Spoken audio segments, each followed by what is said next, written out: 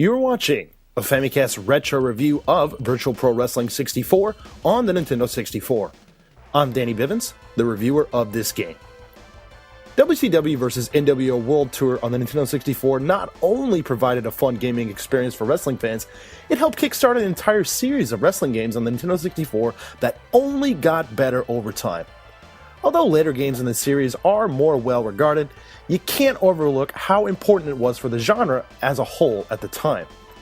If you're anything like me, during the 90s, I was a huge wrestling fan, spending most of my Monday nights changing between Monday Night Raw and Nitro, seeing who was putting on the better show. In the mid-90s, WCW had it. For Japan, I can't really comment on the popularity of Western wrestling, or for that matter, the popularity of wrestling in general during the time period over here.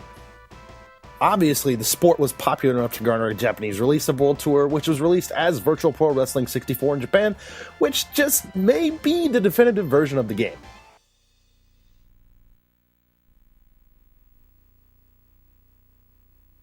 Virtual Pro Wrestling 64 released on December 19th, 1997 here in Japan, nearly a month after the initial North American release. PAL regions wouldn't get it until February of 1998, the poor bastards. The game features nearly an identical roster, including the WCW and NWO wrestlers that those of us in the West know, as well as a bevy of brawlers from various leagues across Japan. Unfortunately for Japanese wrestling fans, they don't sport their actual names.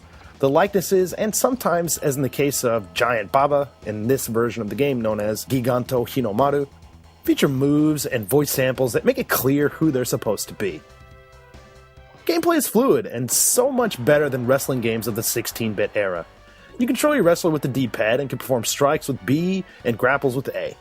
Holding B delivers stronger blows, and if you hold the A button, you'll enter into a strong grapple which allows you to unleash more powerful moves. Once in a grapple, there are a variety of moves that you can perform by either pressing A, B, and the directional buttons at the same time. The joystick is used for performing taunts, as well as initiating special moves when the spirit meter at the bottom of the screen is full. Overall, it's an intuitive and easy setup, even for first-timers. That's the beauty of this game. Now, even with that said, mastery of this control system and timing will be something that players will have to work on in order to perfect their skills.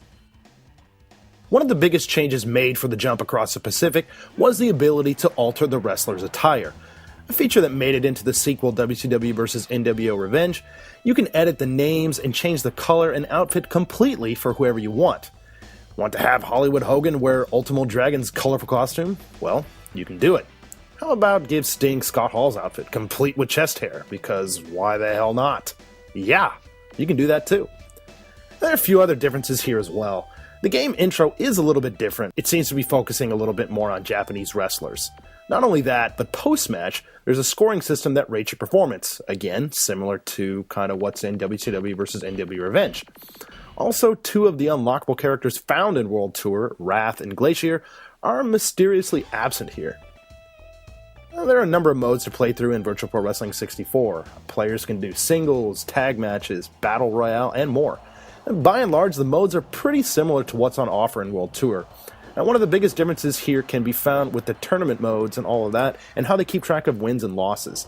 In Virtual Pro Wrestling 64, wins are indicated with circles, or O's, and losses with X's. This is pretty common in Japan in general, with circles, or maru, indicating something good or giving an okay, while an X, or batsu, has negative connotations, such as for losing or indicating that something is bad or unwanted. Virtual Pro Wrestling really comes into its own when you play with three other buddies for some crazy squared circle action. Playing by yourself can be quite a bit of fun, but to get the most out of the game, you'll need to have some friends and, of course, some extra controllers. Visually, Virtual Pro Wrestling 64 is a little rough around the edges. Wrestlers, for the most part, look like who they're supposed to be.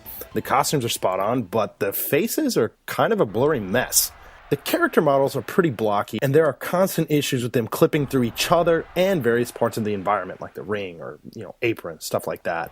It's not bad, but compared to other wrestling games like WWF Warzone, which was just right around the corner and looking super realistic at the time, the graphics here are pretty underwhelming.